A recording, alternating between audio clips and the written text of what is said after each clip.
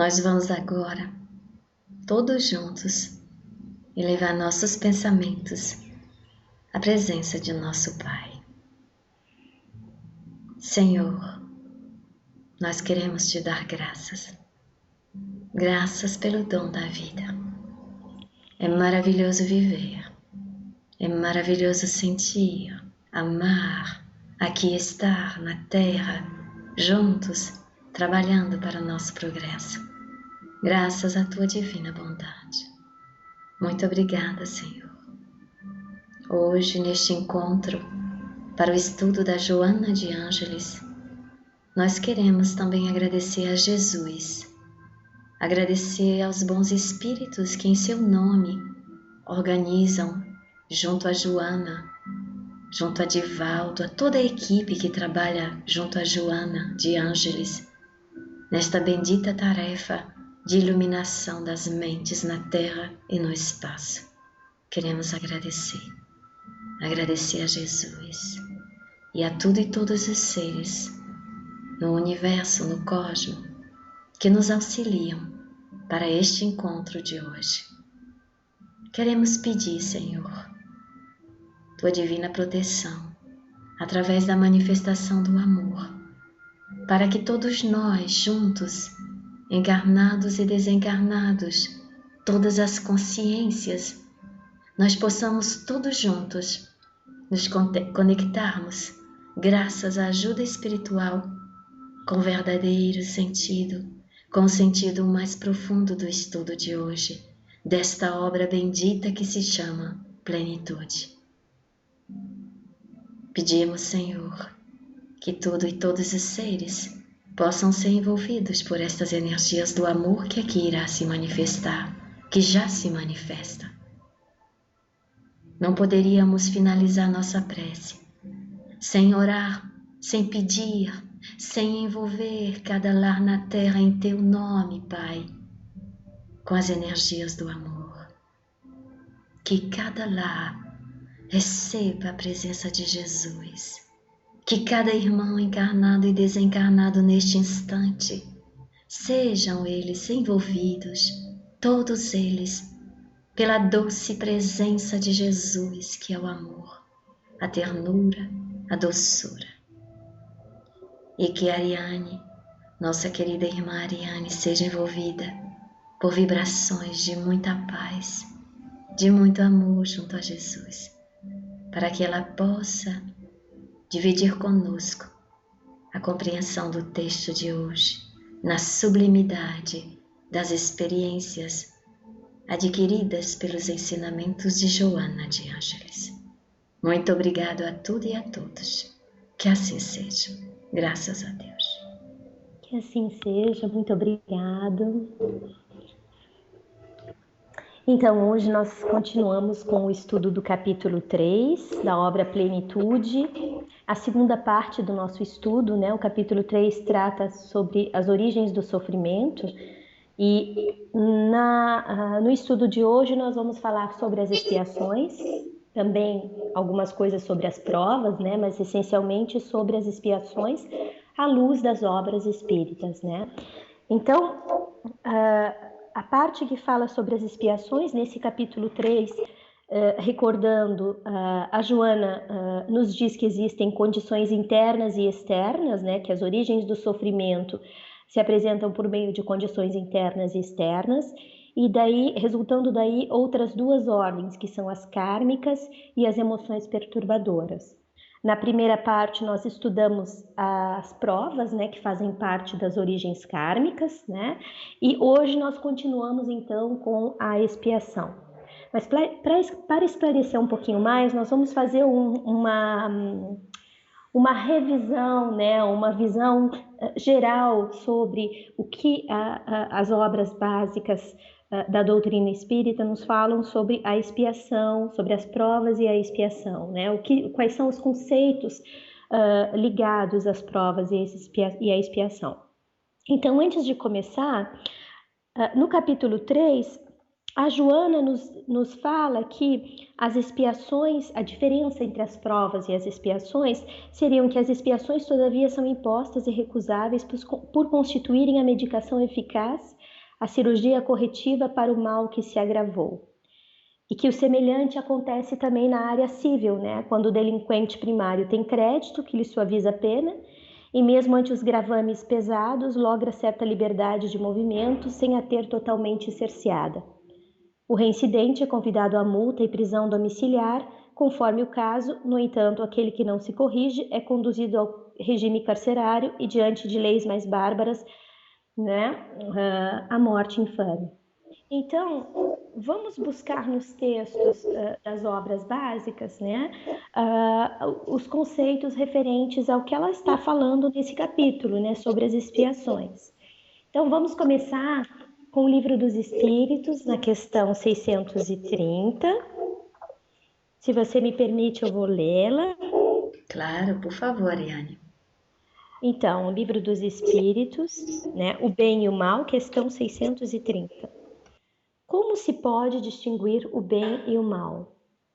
Resposta: o bem é tudo aquilo que está conforme a lei de Deus, e o mal tudo aquilo que dela se afasta.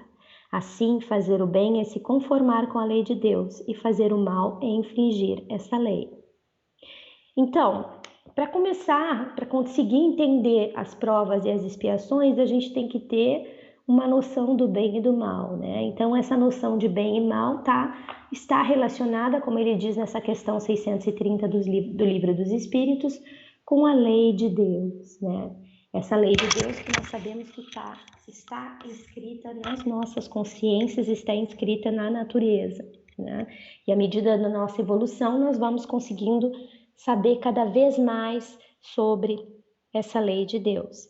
Mas vamos um pouquinho mais longe, vamos lá na questão 262 do Livro dos Espíritos, né? Que fala sobre a escolha das provas, né? O que seria então? Qual é a diferença que nós temos entre a expiação e a prova, né? O que seriam as provas, né? Por que essa diferença entre prova e expiação? O que seriam essas provas, né? Qual é a diferença entre as duas? Então, prova seria tudo aquilo que nós temos que testar, o aprendizado, né? Seria aquilo que nós temos ainda que aprender, que nós estamos consolidando o aprendizado, né? No corpo físico, né? Nas experiências da vida, do dia a dia, aquilo que nós temos que aprender, né? E como fala a expiação, não. Como a Joana de Ângeles fala nesse capítulo, a expiação seria mais o efeito de uma falta cometida.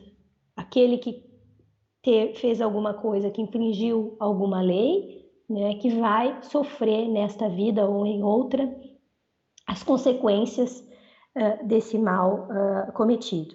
A gente vai olhar nessa questão 262 do Livro dos Espíritos, como pode o espírito, que em sua origem é simples, ignorante e sem experiência, escolher uma existência com conhecimento de causa e ser responsável por essa escolha?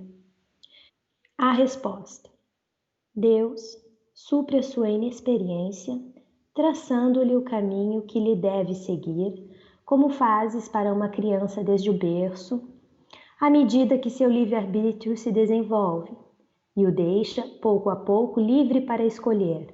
É então que frequentemente se extravia tomando mau caminho, que não escuta o conselho dos bons espíritos. É o que podemos chamar a queda do homem. Quando o espírito goza de seu livre-arbítrio, depende exclusivamente da sua vontade a escolha da existência corporal. Ou essa existência pode lhe ser imposta pela vontade de Deus como expiação. Resposta: Deus sabe esperar, não apressa a expiação.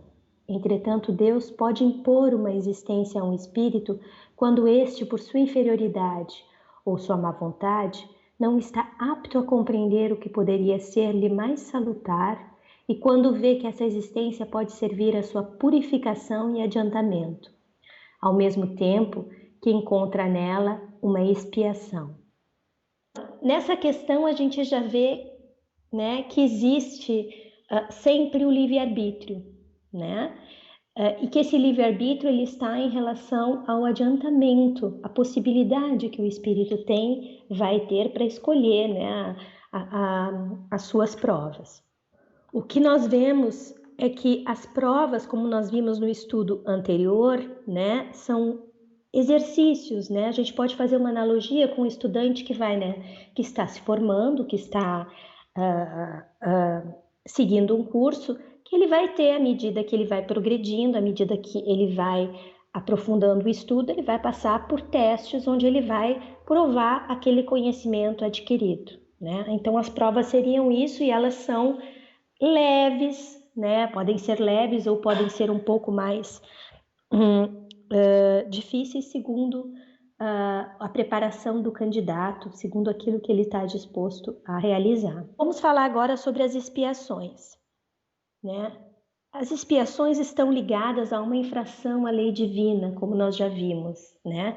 Na questão 230, né? A diferença entre o bem e o mal se faz através da compreensão da lei divina. Então, essa expiação está ligada a uma infração a essa lei divina. Mas essa infração não é uma coisa que acontece por uma punição ou por uma... como nós temos aqui, né, nos nossos códigos civis, né, que as pessoas passam por um juiz e esse juiz vai determinar qual a punição dessa pessoa. A expiação está ligada ao arrependimento, né? A falta cometida tem um mecanismo que se chama arrependimento, expiação e reparação. Então, essas três coisas vão andar sempre juntas, né? O espírito não começa a expiação a partir do momento que ele não se arrependeu, né? Esse arrependimento. E nós vamos ver agora como funciona esse mecanismo de arrependimento, expiação e prova para tentar conceituar melhor essa expiação. Vamos lá no livro dos Espíritos, né? Nas penas e gozos futuros, expiação e arrependimento, na questão 990. O arrependimento tem lugar no estado corporal ou no estado espiritual? Resposta: no estado espiritual, mas ele pode também ter lugar no estado corporal quando compreendeis bem a diferença entre o bem e o mal. 991. Qual é a consequência do arrependimento no estado espiritual? Resposta: o desejo de uma nova encarnação para se purificar. O espírito compreende as imperfeições que o privam de ser feliz e por isso aspira a uma nova existência em que poderá expiar suas faltas, né? Então a gente pode ver também na questão 332 e na questão 975 as respostas são correlatas a essa aqui, né? Questão 992. Qual é a consequência do arrependimento no estado corporal? Resposta: avançar desde a vida presente se tem tempo de reparar as faltas. Quando a consciência faz uma censura e mostra uma imperfeição, sempre se pode melhorar. Questão 995. Há espíritos que, sem serem maus, sejam indiferentes à sua sorte? Sim, resposta. Há espíritos que não se ocupam com nada útil. Estão na expectativa, mas sofrem nesse caso proporcionalmente e como devem ter o seu progresso em tudo, esse progresso se manifesta pela dor. Questão: não têm eles o desejo de abreviar seus sofrimentos? Sem dúvida o têm, mas não dispõem de bastante energia para querer o que poderia aliviá-los. Quantas pessoas tem de entre vós que preferem morrer de miséria a trabalhar? Questão 996. Uma vez que os espíritos veem o mal que resulta para eles de suas imperfeições, como se dá que haja os que agravam sua posição e prolongam seu estado de inferioridade fazendo mal como espíritos, desviando os homens do bom caminho? Resposta: são aqueles cujo arrependimento é tardio, que agem assim. O espírito que se arrepende pode em seguida deixar-se arrastar de novo no caminho do mal por outros espíritos ainda mais atrasados. Ver questão 971, né, que também fala sobre essa parte. Questão 997. Veem-se espíritos de uma inferioridade notória, acessíveis aos bons sentimentos e tocados pelas preces que se fazem por eles. Como se dá que outros espíritos, que se deveria crer mais esclarecidos, mostrem um endurecimento e um cinismo dos quais nada pode triunfar? Resposta. A prece tem um efeito senão em favor do espírito que se arrepende.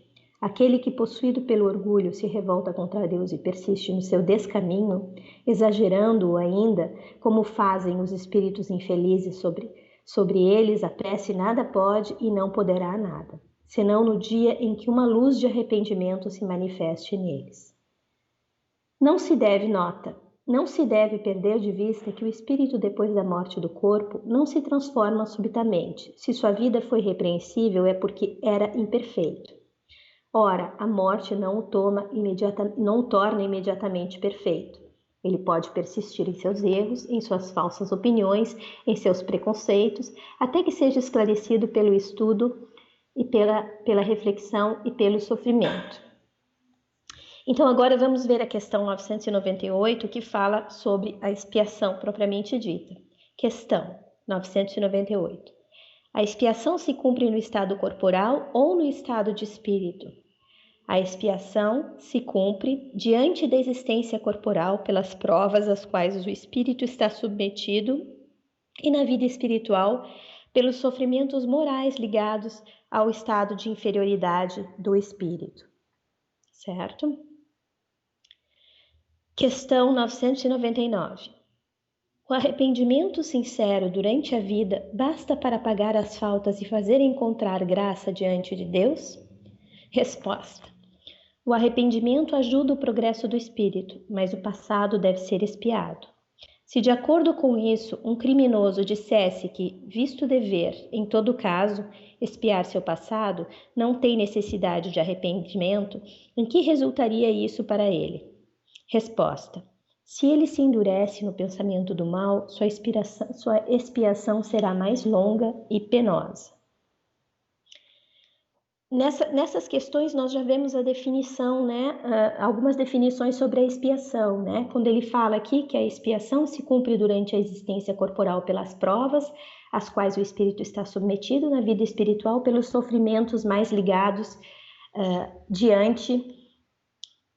pelos sofrimentos morais ligados ao estado de inferioridade do espírito, né? Então a gente já está vendo que a expiação se dá, né, a partir, né, do momento onde o espírito começa a se arrepender. O primeiro passo é o arrependimento, e em seguida já vem a expiação, né? Como na escala dos mundos, a Terra é um dos mundos mais inferiores e que nelas habitam homens imperfeitos, né, que são fragilizados muitas vezes pelas faltas cometidas, né? Essa noção de expiação e de prova é inerente ao nosso mundo, ao mundo onde nós habitamos, né? E é o que a doutrina espírita veio nos esclarecer, né? E o Kardec, nos seus textos, ele nos fala, então, do arrependimento, da expiação, da prova e da reparação, né? Como a gente pode relacionar tudo isso que acontece, né, com o estado do nosso planeta, né? Por que nós estamos submetidos a essa prova, a esse sistema de provas e expiações? Então, eu acho que nesse caso, o que a gente poderia fazer, Mara, por favor, como nós estamos em um planeta de provas e expiações, né, a prova, a expiação é inerente ao estado moral e evolutivo que nós estamos, dos seres que reencarnam e que estão aqui nesse planeta. Então, vamos dar uma olhada no Evangelho segundo o Espiritismo, no capítulo 3, por favor, que fala sobre os mundos de provas e expiação. Por favor, Mara, se você puder ler para nós. Claro, Ariane. Então, capítulo 3, Mundos de Expiações e de Provas. Número 14. Entretanto, nem todos os espíritos que encarnam na Terra vão para aí em expiação. As raças a que chamais selvagens são formadas de espíritos que apenas saíram da infância e que na Terra se acham, por assim dizer, em curso de educação, para se desenvolverem pelo contato com espíritos mais adiantados. Vêm, depois, as raças semicivilizadas, constituídas desses mesmos espíritos em via de progresso. São elas, de certo modo, raças indígenas da Terra, que aí se elevaram pouco a pouco em longos períodos seculares, algumas das quais hão podido chegar ao aperfeiçoamento intelectual dos povos mais esclarecidos. Os espíritos em expiação, se nos podemos exprimir dessa forma, são exóticos na Terra. Já viveram noutros mundos, donde foram excluídos em consequência da sua obstinação no mal e por se haverem constituído, em tais mundos, causa de perturbação para os bons. Tiveram de ser degradados, por algum tempo, para o meio de espíritos mais atrasados, com a missão de fazer que estes últimos avançassem, pois que levam consigo inteligências desenvolvidas e o germe dos conhecimentos que adquiriram. Daí vem que os espíritos em punição se encontram no seio das raças mais inteligentes. Por isso mesmo, para essas raças é que de mais amargor se revestem os infortúnios da vida. É que há nelas mais sensibilidade, sendo, portanto, mais provadas pelas contrariedades e desgostos do que as raças primitivas, cujo senso moral se acha mais embotado. Número 15. A Terra, consequentemente, oferece um dos tipos de mundos expiatórios, cuja variedade é infinita, mas revelando todos como caráter comum o servirem de lugar de exílio para os espíritos rebeldes à lei de Deus. Esses espíritos têm aí de lutar, ao mesmo tempo, com a perversidade dos homens e com a inclemência da natureza. Duplo e árduo trabalho que simultaneamente desenvolve as qualidades do coração e as da inteligência. É assim que Deus, em sua bondade, faz que o próprio castigo redunde em proveito do progresso do espírito. Santo Agostinho, Paris, 1862. Muito obrigada. Então, com essa leitura, o que a gente pode perceber é que nós estamos ligados a esse planeta bendito, que é um planeta abençoado e que nos permite, então, esse exercício de provas e expiações, que nos permite a todos de exercitarmos a nossa vontade e de desenvolvermos as nossas qualidades interiores através desse mecanismo de provas e expiações, né? Como nós já vimos nos capítulos anteriores, onde o amor não está presente, a dor, né, vem e nos propele para o exercício da consciência, para o aprimoramento, porque o progresso é da lei, né? A lei de progresso é uma lei universal. Então, continuando, nós poderíamos ver agora os conceitos relacionados à dor e à expiação que estão no livro O Consolador, né, psicografia de Francisco Cândido Xavier pelo Espírito Emmanuel. Por favor, Mara, se você puder nos ler a partir da questão 239 de O Consolador. Claro, Ari. Então vamos lá. Capítulo 5, Evolução. O número 1, a dor. Questão 239. Entre a dor física e a dor moral, qual das duas faz vibrar mais profundamente o espírito humano? Resposta. Podemos classificar o sofrimento do espírito como a dor realidade e o tormento físico, de qualquer natureza, como a dor ilusão.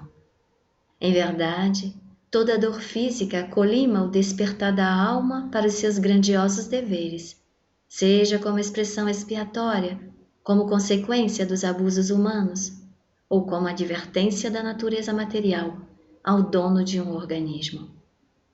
Mas, Toda dor física é um fenômeno, enquanto que a dor moral é essência.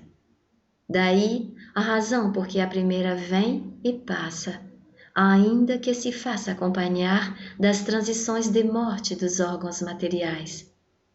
E só a dor espiritual é bastante grande e profunda para promover o luminoso trabalho do aperfeiçoamento e da redenção.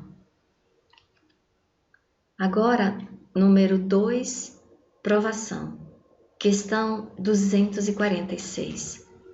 Qual a diferença entre provação e expiação? Resposta. A provação é a luta que ensina ao discípulo rebelde e preguiçoso a estrada do trabalho e da identificação espiritual e da edificação espiritual. A expiação é a pena imposta ao malfeitor que comete um crime. Questão 247. A lei da prova e da expiação é inflexível? Resposta. Os tribunais da justiça humana, apesar de imperfeitos, por vezes não comutam as penas e não beneficiam os delinquentes com o, abre aspas, sursis, fecha aspas. A inflexibilidade e a dureza não existem para a misericórdia divina que, conforme a conduta do espírito encarnado, pode dispensar na lei em benefício do homem, quando a sua existência já demonstre certas expressões do amor que cobre a multidão dos pecados. Muito obrigada. Então, por essas questões, nós conseguimos ver a diferença entre provas e expiações, nós conseguimos ver o conceito sobre a expiação, né? E nós conseguimos também ir um pouquinho mais adiante na questão 247, certo? Então, agora, o que nós poderíamos tentar entender é como funciona esse mecanismo do arrependimento, expiação e reparação. Nós já vimos que nós estamos num planeta de expiações e de provas, onde nós estamos submetidos ao mecanismo da lei de progresso, da lei de justiça, da lei de amor e caridade, onde a dor vai ser o mecanismo para nos impelir, para nos propelir, para nos fazer evoluir, né, na nossa consciência, no nosso comportamento de espíritos imortais, tanto no período reencarnatório como na erraticidade, que é o período de intervalo entre duas reencarnações consecutivas. Então vamos tentar entender agora, vamos tentar aprofundar como se dá esse mecanismo de arrependimento, expiação e reparação. Né? Então, o que seria o arrependimento? Né? O arrependimento seria o primeiro passo para a melhoria. Né? O arrependimento seria aquele sentimento que vem profundamente da consciência do espírito, né? Com relação à falta cometida. Ele vai se arrepender. Né? A gente não pode confundir o verdadeiro sentido do arrependimento com uma prática exterior, né, ou com obras feitas para agradar a Deus com o intuito de obter o seu perdão, sem corrigir os nossos pensamentos, sentimentos e atos. Então vamos ver o que o Kardec escreveu. Né? Ele disse que lá no Céu e o Inferno, então, como Kardec escreveu, o arrependimento é o primeiro passo para a melhoria, mas não basta por si só, é preciso ainda a expiação e a reparação. E esse arrependimento é aquele arrependimento que vem da consciência, a chamada da consciência interior para a realidade do fato, né, da falta cometida. Né? Não é uma prática exterior, né? Não é uma... o arrependimento não se dá por obrigação, não se dá para agradar, né, com o intuito de obter um perdão. O arrependimento vem das profundezas da alma, né? O espírito, no exercício da sua consciência plena, realiza a falta cometida. Né? Então, segundo Kardec, né, no livro Céu e o Inferno, no capítulo 7, As Penas Futuras, Código Penal da Vida Futura, ele vai nos dizer que o arrependimento é o primeiro passo para a melhoria, mas que ele não basta por si só. É preciso ainda a expiação e a reparação. Que o arrependimento, a expiação e a reparação são as três condições necessárias, né, subsequentes e que andam juntas, né, de mãozinha dada, necessárias para apagar os traços de uma falta e suas consequências, né? O arrependimento suaviza as dores da expiação, né? Por que isso? Por que ele vai suavizar essas dores da expiação? Como nós vimos, a expiação ela pode se dar tanto quando o espírito está na erraticidade, como, né, consequentemente na vida física, né? Então, ele traz esse arrependimento a esperança que vai preparar o caminho para a reabilitação, né? Ele vai, com essa esperança, com essa luz, com esse caminho, essa vontade de querer se reabilitar, né? Ele vai partir então para a reparação, porque é só na reparação que ele pode anular o efeito, destruindo-lhe a causa, né? Então a gente pode analogamente pensar na questão do perdão, né? O perdão não é a anulação da falta, como a gente pode pensar, né? O perdão é uma graça e não a anulação da falta, porque a anulação da falta só se dá com a reparação, né? Então, o arrependimento pode dar-se por toda parte e em qualquer tempo, né? A única coisa é que, se for tardio, o culpado vai sofrer por muito mais tempo, né? Ele vai ficar naquela expectativa de poder se reabilitar e vai sofrer por muito mais tempo se esse arrependimento vier tardio. Depois do arrependimento e da reparação, o que acontece? Acontece a expiação, né? A expiação consiste nos sofrimentos físicos e morais que são a consequência da falta cometida, como nós vimos na questão 246 do livro Consolador, certo? Seja na vida presente, após a morte, na vida espiritual, ou numa nova existência corporal, né? Até que os últimos traços da falta sejam apagados. Então, no arrependimento é a chamada da consciência interior, da consciência integral daquele ser para a falta cometida, certo?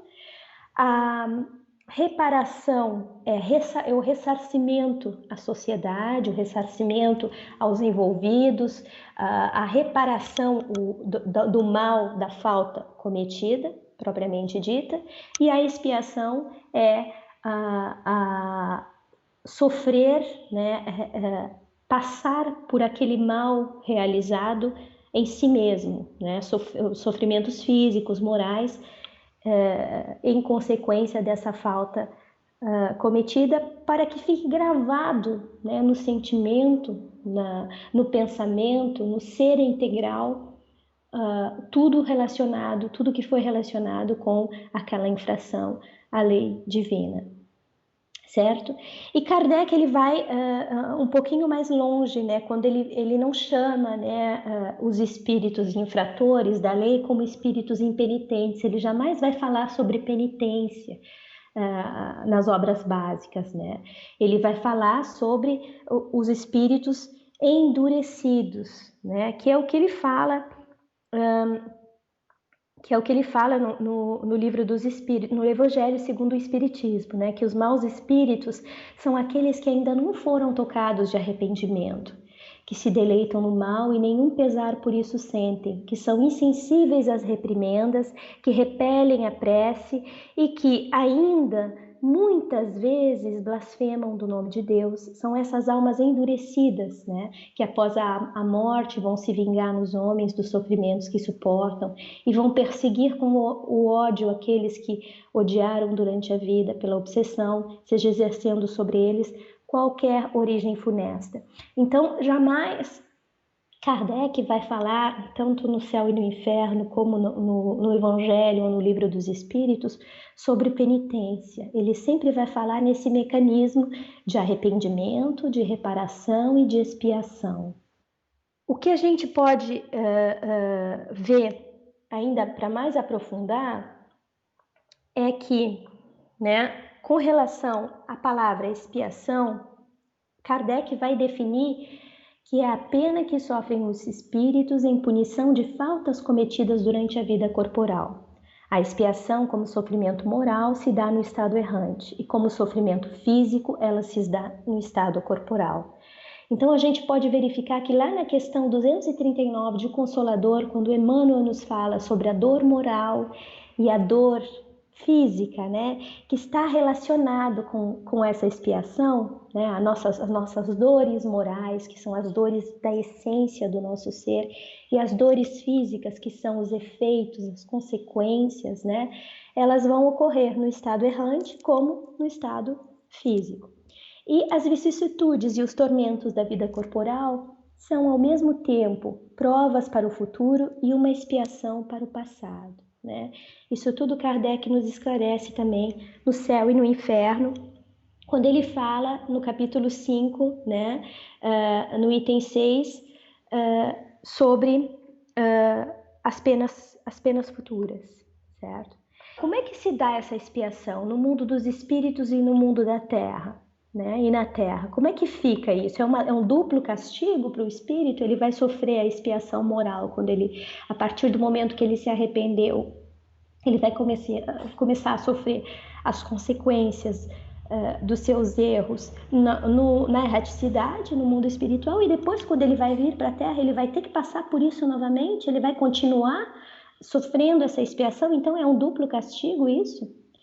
Na verdade não, né? É que tudo na vida se encadeia com uma continuidade, né? A sabedoria divina é infinita e tudo é encadeado, tudo se encaixa perfeitamente nas leis do universo. Então, o que acontece é que o mesmo que continua na Terra, né, como complemento, com vistas a facilitar a sua melhoria por um trabalho efetivo.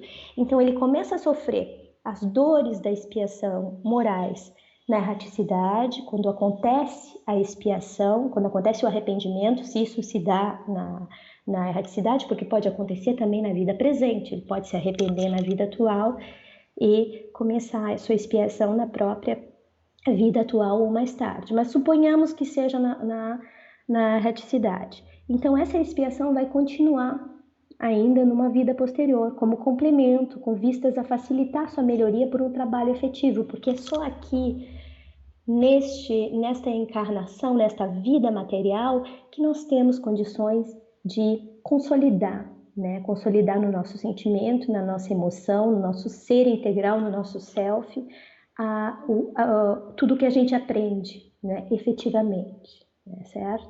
Então depende do espírito tirar proveito disso, né?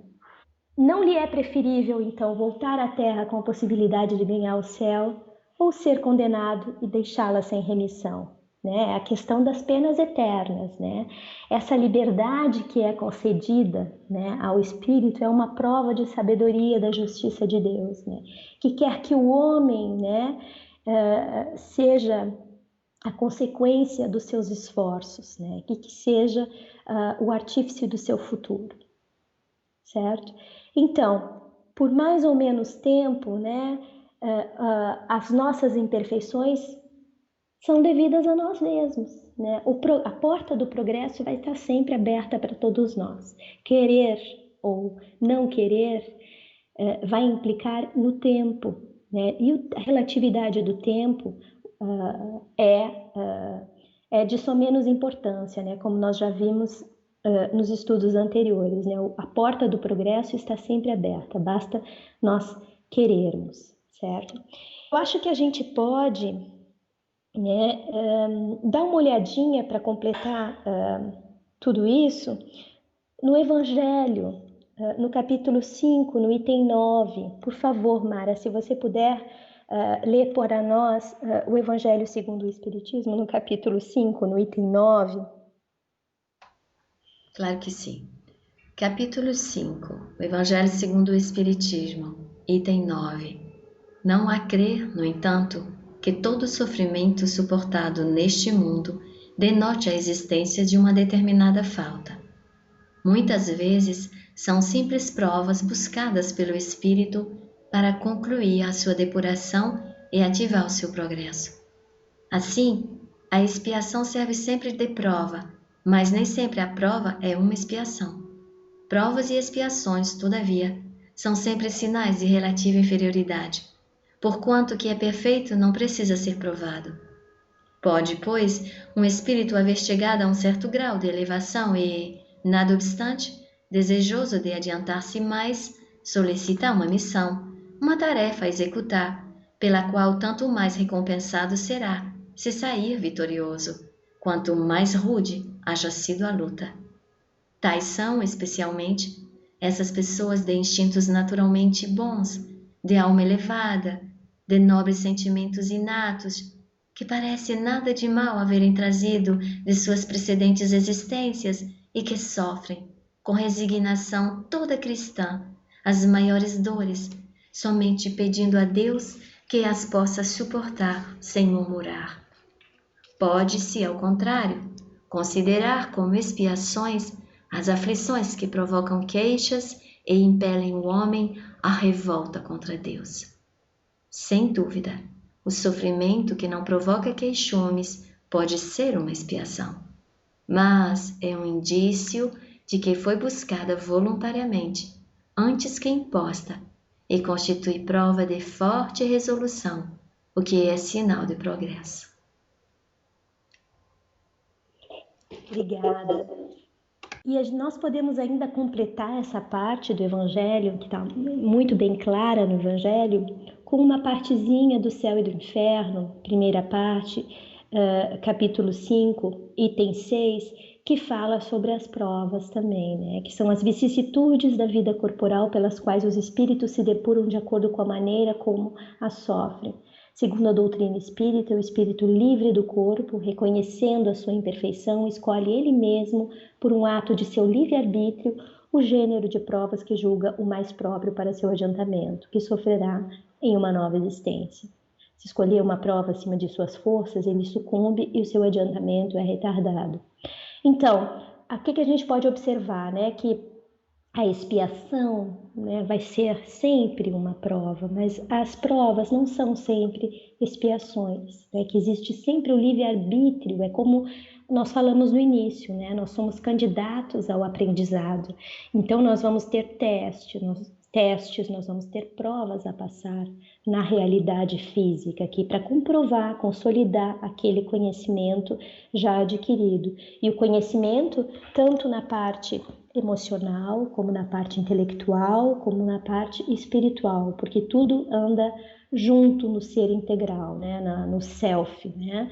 Nós somos constituídos desse universo emocional, desse universo intelectual e desse universo espiritual, certo? Então, nada é isolado no nosso ser, né? Então, o que a gente pode observar é que a liberdade do infrator é sempre preservada, inclusive na escolha das provas, porque ele terá que passar, certo? Então, isso é completamente compreensível no processo de reabilitação moral do espírito imortal, uma vez que o que prescrevem as leis divinas é o progresso efetivo, a regeneração do transgressor, e não um sofrimento que nada produzirá de útil. Então, os sofrimentos, né, sejam eles devidos às causas atuais ou às causas anteriores, às provas ou às expiações, o objetivo desse sofrimento é sempre a nossa evolução, é sempre estarmos de acordo com a lei do progresso, a lei de amor e de caridade, estarmos em sintonia, aprendermos a exercitar as leis divinas dentro e fora de nós, né? Estarmos em sintonia com essas leis divinas. Nós podemos falar um pouquinho mais sobre a reparação, né? Nós já falamos sobre o arrependimento, sobre a expiação, vamos falar um pouquinho sobre a reparação. O que seria a reparação, então? A reparação seria uma das três fases ligadas ao arrependimento, à expiação, seria a reparação, que consiste em fazer o bem àqueles a quem se havia feito mal, né?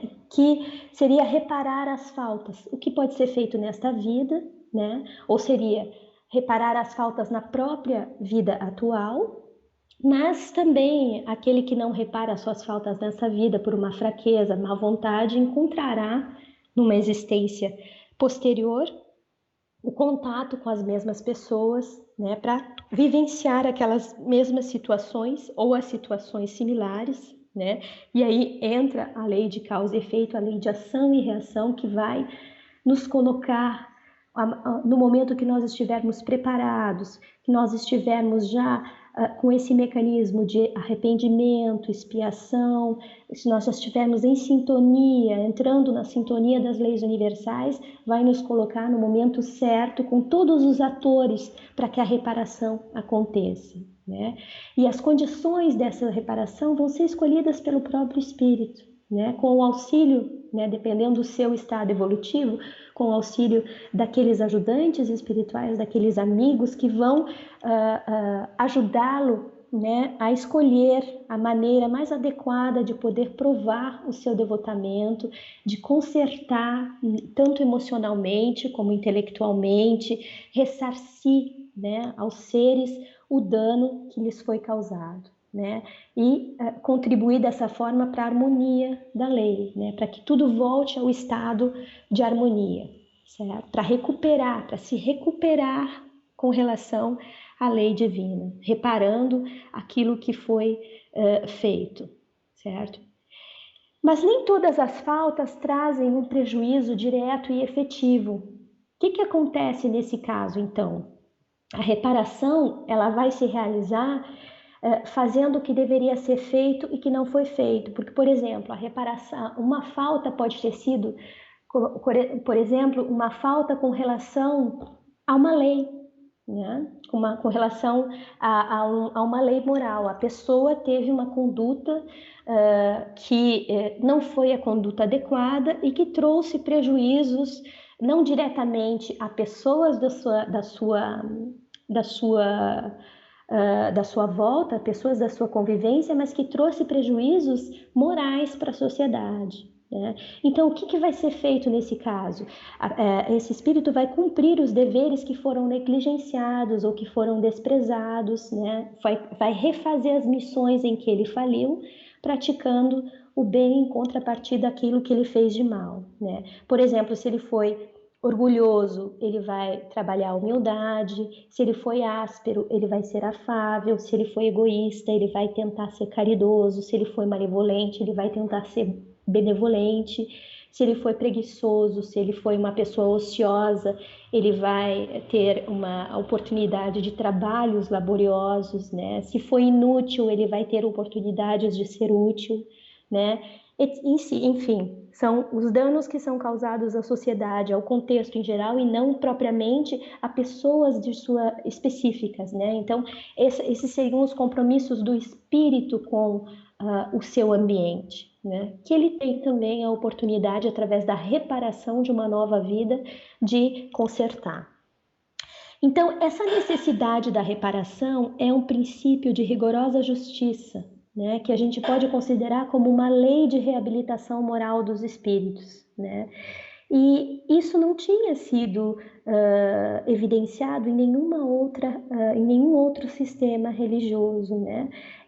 Esse mecanismo do arrependimento, da expiação e da reparação, ele vem à luz com a terceira revelação, que é o Espiritismo, né? Através das obras de Kardec e depois de todas essas obras maravilhosas, como o Consolador, como esse livro maravilhoso que nós estamos estudando, Plenitude, é que esse sistema de reparação, de arrependimento, reparação e expiação vem à luz para que nós possamos entender como isso funciona, para que nós possamos entender por que esse sofrimento, quais são os mecanismos para a nossa reabilitação nesse mundo de provas e expiações onde nós estamos convidados a viver, né? Onde nós estamos ainda nesse sistema, né, de reencarnações, nós estamos nesse ciclo reencarnatório, né?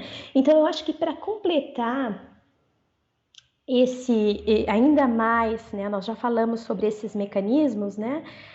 Para completar o nosso estudo, o que nós poderíamos ver ainda seria nós irmos, né, no capítulo 6 do Evangelho segundo o Espiritismo, no item 5, por favor, Mara, se você puder ler o o Cristo Consolador, que é o capítulo 6 do Evangelho segundo o Espiritismo, que é um capítulo maravilhoso que nos traz tantas luzes e tantas consolações.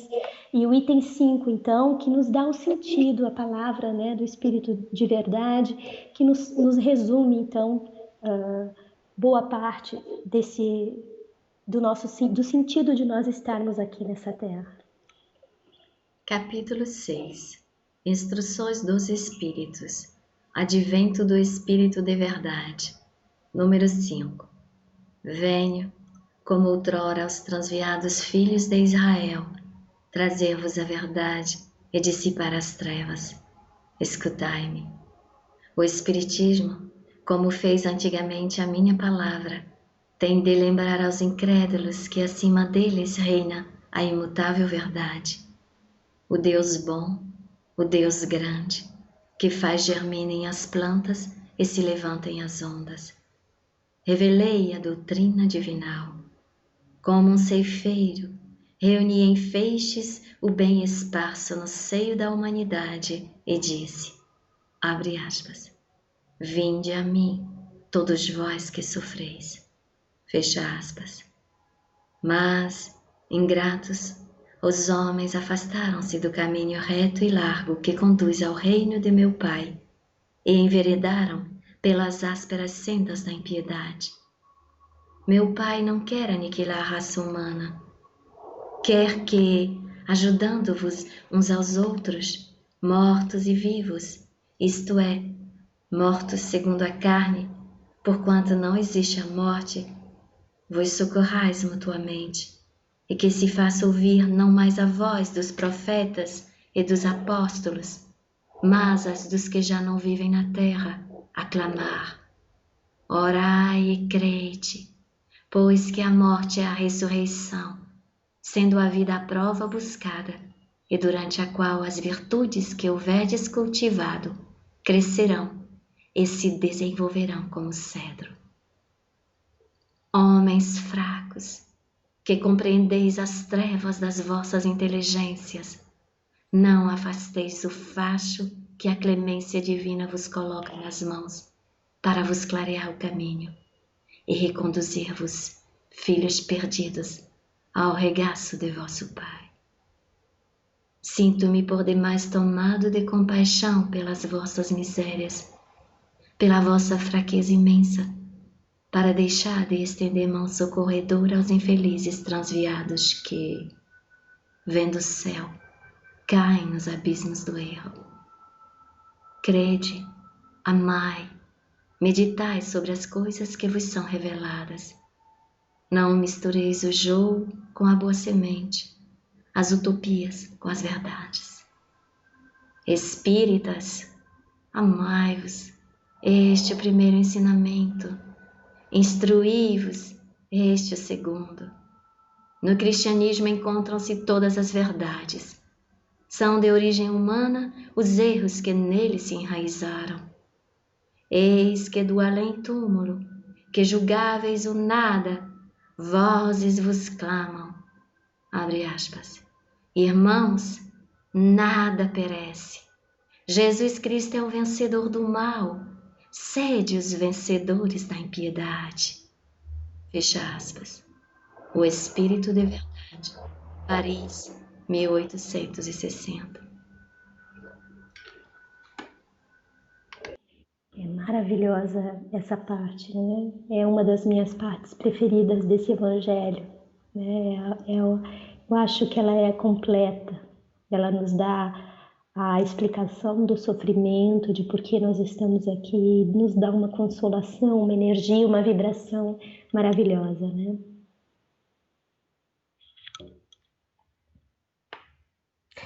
Então, para finalizar o nosso estudo, eu acho que nós poderíamos completar essa parte da Joana com a Joana mesmo, né? Quando ela nos fala no livro Amor, Imbatível Amor, no capítulo 5, no item 4, sobre o sofrimento, né? Porque todas essas provas, essas expiações, são as origens de certos sofrimentos que nós temos nas nossas vidas atuais, na nossa vida na erraticidade. Então, vamos completar com esse estudo com o que a Joana de Ângeles fala no Amor, Imbatível Amor, capítulo 5, item 4. E em seguida, Mara, por favor, se você puder completar e fechar esse estudo com o Leon Denis, né, que nos fala também sobre as dores, né? Nos fala no livro O Problema do Ser, do Destino da Dor, e também no livro Depois da Morte, que nos fala também, nos faz estudos maravilhosos que nos falam sobre a dor, por favor. Amor, Imbatível Amor, Joana de Ângeles, capítulo 5, né? Significado do sofrimento na vida. Para melhor expressar-se, o amor irrompe de formas diferentes, convidando a reflexão em torno dos valores existenciais. Muito do significado que se caracteriza pelo poder, mecanismo dominante da realização do ego, desaparece quando o amor está presente, preenchendo o vazio existencial. Ela diz também mais, quando explode a rebeldia, torna-se uma sensação aselvajada, dilaceradora, que mortifica sem submeter, até o momento em que irracionalmente aceito, faz-se instrumento de purificação, estímulo para o progresso, recurso de transformação interior. O desabrochar da flor, rompendo o claustro onde se oculta um perfume, o pólen, a vida, é uma forma de despedaçamento que ocorre, no entanto, no momento próprio para a harmonia, preservando a estrutura e o conteúdo, a fim de repetir a espécie. O sofrimento, portanto, seja ele qual for, demonstra a transitoriedade de tudo e a respectiva fragilidade de todos os seres e de todas as coisas que os cercam, alterando as expressões existenciais, aprimorando-as e ampliando-lhes as resistências, os valores que se consolidam. Outra coisa importante que ela diz aqui, o ser psicológico sabe dessa realidade. O self identifica, porém o ego a escamoteia, fiel ao atavismo ancestral dos seus instintos básicos. O sofrimento constitui, desse modo, desafio evolutivo que faz parte da vida, assim como a anomalia da ostra produzindo a pérola. Aceitá-lo com resignação dinâmica, por meio de análise lúcida e bem direcioná-lo, é proporcionar-se um sentido existencial estimulante, responsável por mais crescimento interior e maior valorização lógica de si mesmo, sem narcisismos nem utopias. E ela finaliza o parágrafo, ela finaliza esta parte no último parágrafo dizendo assim: a aceitação, porém, do sofrimento como significado existencial e propósito de vida não se torna uma cruz masoquista, mas se transforma em asas de libertação do cárcere material para a conquista da plenitude do ser. E aí, como você pediu para que possamos ler, que possamos falar de Leon Denis, eu vou pegar o livro Depois da Morte, por exemplo, e nós temos no capítulo 41 sobre a reencarnação, o título é Reencarnação, nós temos um parágrafo que diz assim: as leis inflexíveis da natureza, ou antes, os efeitos resultantes do passado, decidem da reencarnação. O espírito inferior, ignorante dessas leis, pouco cuidadoso de seu futuro, sofre maquinalmente a sua sorte e vem tomar o seu lugar na terra sob o impulso de uma força que nem mesmo procura conhecer. O espírito adiantado inspira-se nos exemplos que o cercam na vida fluídica, recolhe os avisos de seus guias espirituais, pesa as condições boas ou más de sua reaparição neste mundo, prevê os obstáculos, as dificuldades da jornada, traça o seu programa e toma fortes resoluções com o propósito de executá-las. Por isso, o espírito esclarecido dá preferência a uma existência laboriosa, a uma vida de luta e abnegação. Sabe que, graças a ela, seu avançamento será rápido. A terra é o verdadeiro purgatório. É preciso renascer e sofrer para despojar-se dos últimos vestígios da animalidade, para pagar as faltas e os crimes do passado. Daí as enfermidades cruéis, as longas e dolorosas moléstias, o idiotismo, a perda da razão. E ele vai no capítulo 50, que fala sobre resignação na adversidade. Para finalizar, ele diz assim: pela ação da dor, larga tudo que é impuro e mau, todos os apetites grosseiros, vícios e paixões, tudo que vem da terra e deve para ela voltar. A adversidade é uma grande escola, um campo fértil em transformações. Sob seu influxo, as paixões más convertem-se pouco a pouco em paixões generosas, em amor do bem. Nada fica perdido, mas essa transformação é lenta e dificultosa, pois só pode ser operada pelo sofrimento, pela luta constante contra o mal, pelo nosso próprio sacrifício. Graças a estes, a alma adquire a experiência e a sabedoria. Os seus frutos verdes e amargos convertem-se sobre a ação regeneradora da prova, sobre os raios do sol divino, em frutos doces, aromáticos, amadurecidos, que devem ser colhidos em mundos superiores. Então, nessas duas leituras, Joana e Denis, eles nos convidam a isso, como o próprio budismo, através desse livro Plenitude, onde Joana nos mostra o instante presente para cada um de nós é muito importante. Uma parte de nós estamos em provas, outras em expiações.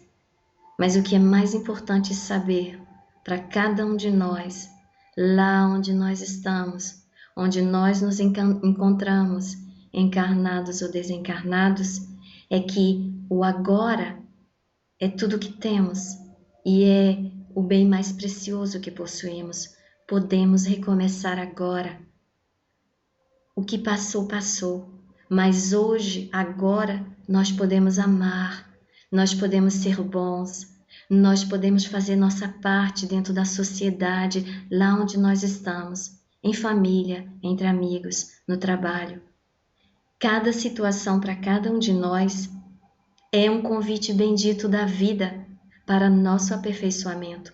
E todo o estudo de hoje nos foi mostrado para isso, para que cada um de nós possa compreender o valor das suas experiências no agora, trabalhar agora, praticar agora, amar agora, porque este é o momento e será sempre este o único momento.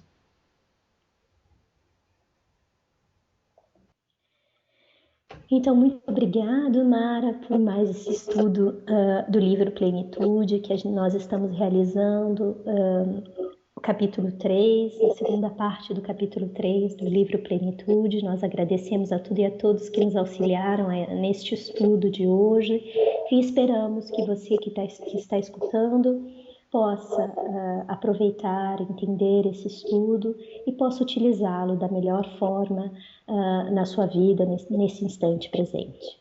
Agradecemos a tudo e a todos por este estudo, infinitamente a Joana de Ângeles, a Divaldo Pereira Franco, por essas obras maravilhosas. E agora vamos partir para o nosso momento final, nosso momento da prece final.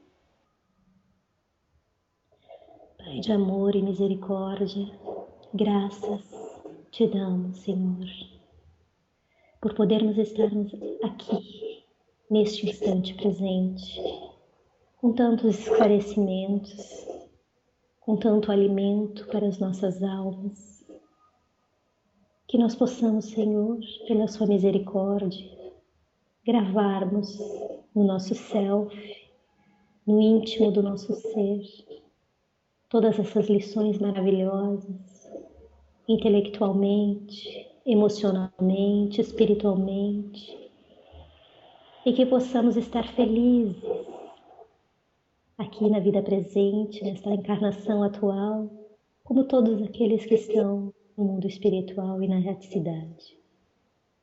Juntos, porque tudo é solidário no universo, graças vos damos, Senhor, pelo dom da vida, pela oportunidade maravilhosa de estarmos aqui. E assim, felizes, harmoniosos e em paz, nós encerramos o estudo de hoje com a alegria, com a felicidade e desejando a tudo e a todos, em todos os cantos do universo, muita paz. Muito obrigado, que assim seja. Que assim seja. Graças a Deus. Muito obrigada, Ariane.